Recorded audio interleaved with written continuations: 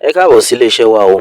Ọdẹ ọdún bí ṣàlàáfíà la bá gbogbo lé gbogbo ọmọ Yorùbá. Bí wọ́n fẹ́ bí wọ́n kọ̀ Yorùbá nation náà ṣì ni o. Bẹ́ẹ̀ ni Yorùbá nation ní ọ̀nà àbáyọ. Ṣé ti rí ìdí tá a fi ń pariwo pé a gbọ́dọ̀ gba orílẹ̀-èdè Yorùbá rèé o. Ìdí tí gbogbo wa fi ń pariwo pé a gbọ́dọ̀ gba orílẹ̀-èdè wa rèé. Lọ́wọ́lọ́wọ́ báyìí gómìnà ìpínlẹ̀ Kwara bàbá ti jáde o. Bàbá ti sá bọ́ta, bàbá ti bẹ̀rẹ̀ sí ní pariwo, tí ń sunkún pé ládùúrú gbogbo owó tí mo ti ná pẹ̀lú ládùúrú tí mo ṣe lé àwọn ará bíi tó wọ́n tuntun padà wá o. Àwọn wo là ń sọ̀rọ̀ yìí? Àwọn màmúdà tí ìjọba ìpínlẹ̀ Kwara tí wọ́n lé dànù ní bí oṣù kan sẹ́yìn. Àwọn ni wọ́n ní wọ́n tuntun padà wá yìí o. Pẹ̀lú ìròyìn tó ń dé bá wa wọ́n ní wọ́n ti pa àwọn èèyàn lẹ́yìn ìtàn ìṣẹ̀ra wọlé yìí. Wọ́n ti pa èèyàn bíi 5 kọ́lọ́run ṣàánú wa ni. Bọ́dẹ̀ ṣe pa àwọn èèyàn yìí wọ́n ní pé òun ṣe pípa lásán. Wọ́n pa kópa wọ́n kàn ṣá àwọn èèyàn ń ṣàkúṣà kan yọ ojú wọn. Ó mà ṣe o. Ẹ̀yin ọmọ Yorùbá àní kí gbogbo wa ṣe ká fọwọ́sowọ́pọ̀ ni o. Yorùbá nation nìkan ni ọ̀nà àbáyọ. Ojoojúmọ́ la fi ń pariwo, a dẹ̀ máa túbọ̀ máa pariwo ni. Bẹ́ẹ̀ ni bí wọ́n fẹ́ o bí wọ́n kọ̀ o orílẹ̀-èdè Yorùbá gbọ́dọ̀ dúró. Gẹ́gẹ́ bí ìròyìn tó ń dé bá wa lákòókò ọ̀wọ̀ yìí wọ́n ní àwọn ará bíi àwọn tó ń pera wọn ní màmúdà yìí ó nígbà kan tí gómìnà ìpínlẹ̀ Kwara tó pe gbogbo àwọn sójà jáde pé kí wọ́n lé àwọn ará bíi pa tí wọ́n dẹ̀ pa nínú àwọn màmúdà yìí. Pẹ̀lú bí gbogbo ẹ̀ ṣe lọ tínú àwọn èèyàn ti ń dùn pé ìsinmi ti dé sí ìlú yẹn. Ṣùgbọ́n lọ́wọ́lọ́wọ́ yìí àṣé wọ́n ṣe bí ọ̀rọ̀ àgbò tó tàdí mẹ́yìn ni pé agbára ló lọ mú wá. Pẹ̀lú gbogbo ẹ̀ ṣe ń lọ yìí wọ́n náà àwọn ará bíi wọ́n padà wá ni o. Wọ́n kọ́kọ́ tàdí mẹ́yìn ni pé ṣùgbọ́n lọ́wọ́ tá yín sọ̀rọ̀ wọ́n ti mú agbára wá.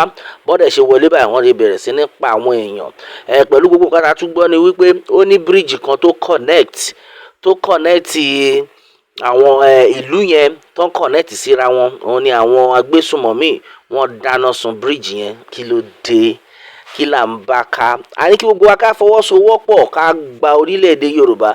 Ọ̀pọ̀lọpọ̀ ènìyàn ni wọ́n ti pariwo síta o pé orílẹ̀-èdè Yorùbá ó di dandan ká gbà. Kí gbogbo wa ká cooperate. Ká má máa sọ pé kò kàn wá eléyìí ló kàn ṣùgbọ́n ojoojúmọ́ ni wọ́n fi ń pa àwọn èèyàn. Wọ́n ní pé ẹni kàn ló mọ̀. Bí gbogbo ẹ̀ ṣe ń lọ yìí Ọlọ́run má jẹ́ kí nǹkan burúkú kàn wá o. Ṣùgbọ́n bí gbogbo ẹ̀ ṣe ń lọ yìí ẹ̀yin ọmọ Yorùbá àsìkò ti tó kí gbogbo wa ká sọjí ká jáde tán àfi kí Elédùmarè gbà wá. Àwọn ọ̀pọ̀lọpọ̀ àwọn èèyàn lọ́wọ́ jáde tán ní pé kí ni gómìnà ìpínlẹ̀ Kwara ìwọ náà jáde tán a mọ̀ pé ó ti gbìyànjú k'Ọlọ́run ṣàánú wa. Nǹkan tá a yìí ń sọ ni wípé a gbọ́dọ̀ pín orílẹ̀-èdè. Ó dìgbà tí gbogbo wa bá lè cooperate ká pín orílẹ̀-èdè. Ẹ̀sẹ̀ kan wọ́n máa continue máa blame ni. Àwọn tó ń dẹ̀ ń pa àwọn èèyàn lójoojúmọ́ ṣé bá ṣe fẹ́ máa jókòó tá a máa wò rè àfi kí Elédùmarè gbà wá. Èdè Gẹ̀ẹ́sì ni wọ́n fi kọ́ o Mahmuda. Onto this one it says Mahmuda terrorists fleeing Nigeria military's onslaught resurface in Kwara Pai 5. Ṣé o ti gbọ́ bẹ́ẹ̀? Wọ́n ti tún padà wá sí ìpínlẹ̀ Kwara wọ́n dẹ̀ ti pa àwọn èèyàn 5. A month after the Nigerian military dislodged and piled many of its members in Kwara State, a new terror group Mahmuda has resurfaced, attacking civilians and destroying local infrastructure and farms. Multiple sources told Premium Times that the terrorists on Tuesday by 2 people and 3 the following day in Duruma, Karonzi village of Baruten local government area. Gory pictures of the bodies were shared with the newspaper. During the attack on Wednesday afternoon, they also burnt a wooden bridge linking Kayama town to Durama Koronzi. A resident of Baruten town said they have also been setting farms on fire for 2 weeks. Another resident of Kayama corroborated this, believing that the bridge was raised to disrupt reinforcements from Kemanji. Kemanji is a village in Kayama local government where more than 50 operatives of joint forces, including vigilantes and soldiers, have been deployed following a violent attack by the Mahmuda group in April. Meanwhile, the Mahmuda terrorists hiding in the lush forest of Kainji National Park, trading Kwara and the Niger State, these terrorists have been exploiting locals, spying and then abducting. Their operations have left tales of horror in places like Babana and Luma in Niger State in Kwara. The situation is more worrisome in rural communities. Babate, Kemnanji, Nano and Tenebo, among others. The terrorists have killed more than 15 people in Kwara this year. Some suspected informants of the group were arrested in 2 different military operations.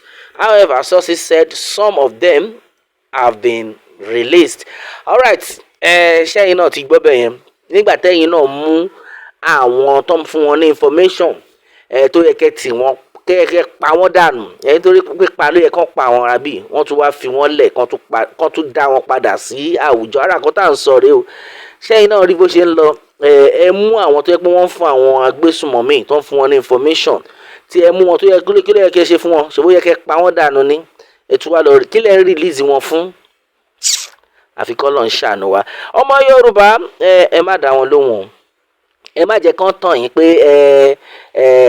iṣẹ́ ń lọ, pé kán má wọrí pé bàbá Tinubu ń ṣiṣẹ́, story o, àlọ́ ni o, nítorí pé gbogbo bí wọ́n ṣe ń pa bàbá Tinubu ń ṣiṣẹ́, àwa gan ń gbọ́ pé bàbá Tinubu ń ṣiṣẹ́, à ń rí. Ṣùgbọ́n àwọn tí wọ́n ń padànù tí wọ́n kú dànù ńkọ́, ṣé àwọn òkú máa tún padà wá ni? Ìdí rèé tó yẹ kí gbogbo àjọ jáde. Lọ́wọ́lọ́wọ́ báyìí ṣẹ́yìn náà ti rí bó ṣe ń lọ ní ìpínlẹ̀ Kwara ni o, pẹ̀lú gbogbo ìgbìyànjú gómìnà náà, ó ti wá fẹ́ dàbí pé ó ti wá já sásán. Àwa ti pariwo pé kò sí kan tí ẹ lè ní ẹ ṣe àfi ká pín ni. Olóyè Sunday Igboho iṣẹ́ rẹ̀ ń tẹ̀síwájú. Lọ́wọ́lọ́wọ́ báyìí gbogbo àwọn èèyàn tí wọ́n ti wá ń yí everybody sìn. Gbogbo ẹni tẹ́ ń pariwo pé 2027 a máa dìbò fún ẹni tó tẹ́ wa lọ́rùn. Gbogbo yẹn story ni o. A ti pariwo títí pé nílẹ̀ Yorùbá ẹ jẹ́ kí gbogbo anybody má jáde wá dìbò kankan fún anybody.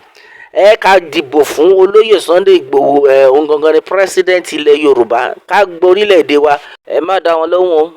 Ìbò 2027 òun ló yìí wà lọ́kàn gbogbo wọn. Ṣùgbọ́n lọ́dọ̀ tàwa Olóyè Sunday Igboho àti Professor Banji Akintoye, àwọn gangan they are our representatives, àwọn tá a wà mọ̀ nìyẹn.